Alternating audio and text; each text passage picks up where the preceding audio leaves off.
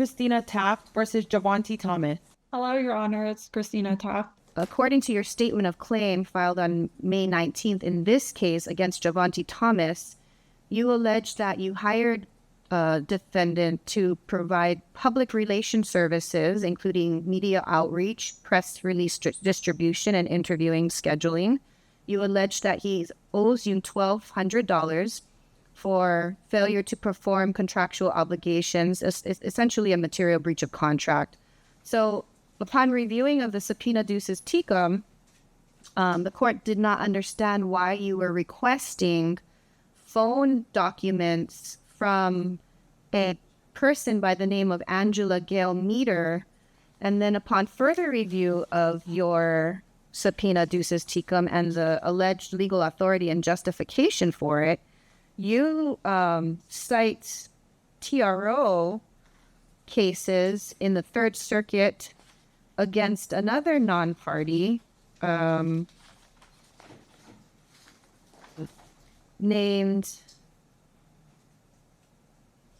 Mr. Baresi. The court went ahead and looked up those cases and saw that, you specifically cited 3 DSS 25044, and the judge in that case dismissed it. So that called question into the court's mind as to your intentions of filing these subpoena ducis tecum that appear to be completely unrelated to Mr. Thomas's case as your publicist. I don't understand how an alleged harassment case against Mr. Baresi has anything to do with Ms. Meter's phone records, and how that has anything to do with the fact that you're allegedly suing Mr. Thomas for breach of contract.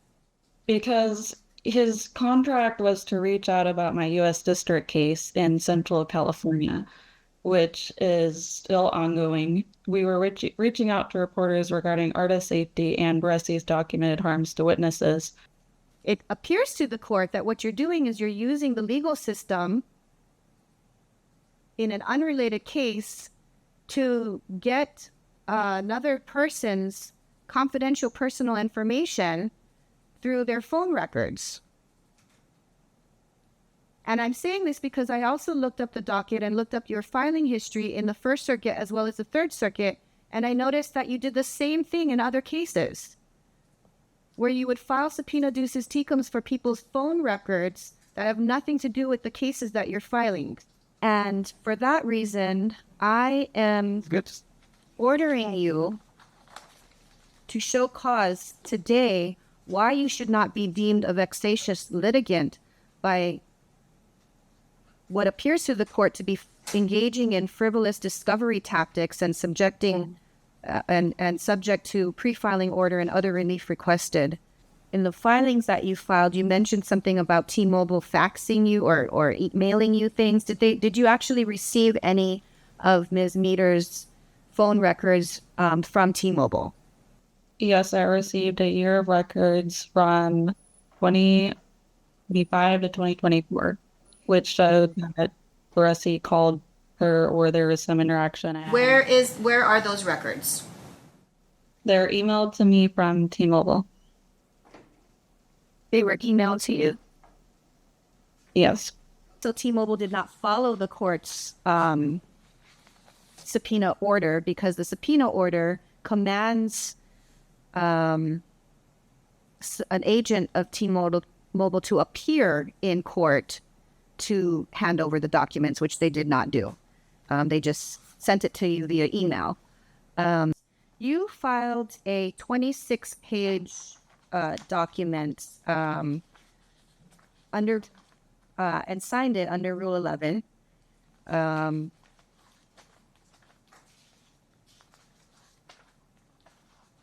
How did you write this? Did you use AI? And in writing this, did you read any of the case law that you cited to, or any of the rules of law that you cited to? For example, if I were to ask you to tell me what the case T-Mobile Inc. and AT&T Corp. stands for, can you explain that to me? Can you tell me what that case is about? That case is related to phone records and privacy and responding to subpoenas. Used artificial intelligence, perhaps, or it was not written by an attorney. For example, on page 3, you cite Hawaii Rules of Civil Procedure Rule 45C3A to state that any challenge to a subpoena must be raised by a party or recipient via a duly filed motion to quash or modify. And you cite this alleging that the court has no authority to sua sponte, quash, or set aside the subpoenas that I did. There is no such thing as HRCP Rule 45C3A. It does not exist. It does not exist, ma'am. You cited a completely non-existent rule of law. So how is the court to believe that anything that you're saying is not frivolous? From what I understand from when I subpoenaed T-Mobile records against Paul Baresi is that they're citing law that does not exist. I'm telling you that the Hawaii Rules of Civil Procedure Rule 45C3A, which you cited to multiple times in your document, is non-existent. Does not exist. All right, so again, Ms. Taft, the court has ordered you to show cause why you should not be deemed a vexatious litigant by your history of filing cases and also within those cases filing subpoena ducis tecum for people's personal phone records that don't appear to be related to the cases that are filed. For example, in this particular case, again, you filed a complaint against Javonte Thomas for $1,200 for a breach of contract, and you're asking for 2 separate subpoena ducis tecum of a whole year of someone's confidential personal text messages and information. I don't see how that is, again, relevant. It appears to the court that it was frivolous, and it also appears to the court that you're engaging in, again, frivolous discovery tactics. So I'm going to give you one last statement to show cause why you should not be deemed a vexatious litigant. I will tell you right now that all of the explanations that you just gave me is not persuasive to the court. right, Your Honor. And again, I'm saying this based on looking at your filing history in the First Circuit, Third Circuit, and in this case before the court today. There appears to be a pattern. And the pattern is frivolous discovery tactics. I was still trying to prove my harassment case to understand what's going on in my situation. And also, I filed with good faith that I am protecting people from harassment and harm. I did not know that Hawaii doesn't typically listen to issues from the mainland and regarding to California, but unfortunately, since Baresi wasn't in Hawaii, I couldn't receive a permanent restraining order, which I didn't realize was something that was a Hawaii issue. Unfortunately, Third Circuit, didn't you tell the judge that Barasi lived in Hilo and your process server was still attempting to look for him in Hilo?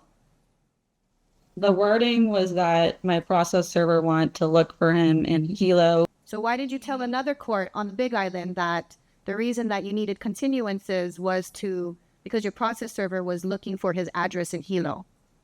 Because apparently it's a higher standard for restraining orders here. And so I had to say and, see if he will come here, if he would escalate to that, or if he had followed me here. Part of the reason is because Baresi is related to, he uses people's names from Hollywood and things like that. And I guess they think, well, usually people can get a restraining order easily, but I haven't been able to. I had to learn how to do declarations where I had to do. All right, Ms. Taft, I'm going to stop you only because I asked you to give me an order to show cause as to how the subpoena duces tecums requesting Ms. Meter's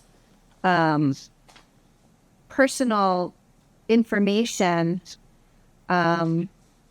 You specifically requested 12 months, her information from June 2023 to June 2024, plus the most recent month.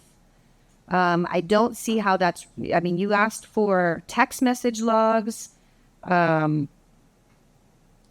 you still haven't shown the court how that is relevant to the case against Mr. Thomas, and you haven't explained to the court why you did this in the First Circuit and the Third Circuit as well. So it still appears to the court that you are trying to get people's personal information through the phone company of their text messages and their phone history for a whole year that appears to be unrelated to the cases that you're filing these subpoena duces tecums for. So you have not shown the court good cause that you should not be deemed a vexatious litigant. You have not shown the court that you have not filed these subpoenas to conduct unnecessary discovery, or that you engaged in any other tactics that are frivolous. And so I am finding that you are a vexatious litigant under 634J subsection 3.